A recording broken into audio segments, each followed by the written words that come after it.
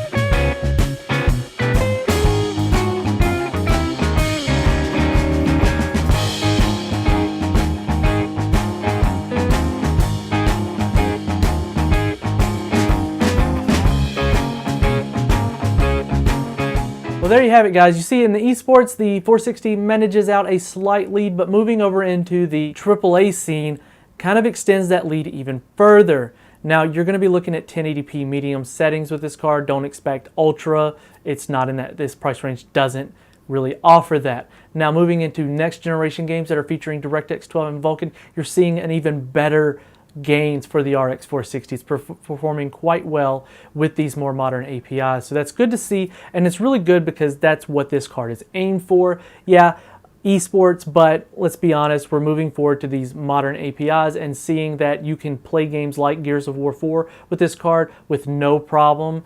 I've actually seen that in multiplayer on Gears of War 4 with the medium settings at 1080p, you're getting 70 plus FPS. It's because the multiplayer runs a bit differently than the campaign. So, you know, campaign numbers, multiplayer numbers a bit different on Gears of War 4. But all in all, the RX 460 is an excellent alternative in this price range.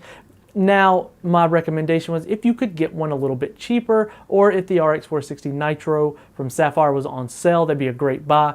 But if you're looking for more performance, it really could be beneficial to save up for that next up tier, which would be the RX 460 class, or maybe a low-cost GTX 970 would be a tremendous upgrade from either one of these. But if your budget is hard capped at $140, looks like the RX 460 is probably going to be the best bet in that price range. But keep in mind, it is quite competitive. Check your competition at that price, because there's a good chance you could find even better cards from previous generations or the competitor within that price range. Make sure you spend your money wisely. We'll catch you guys all here on WCCF Tech TV in the next video. Until then, if you found this video helpful or informative, feel free to like and subscribe, and we'll catch you in the next one.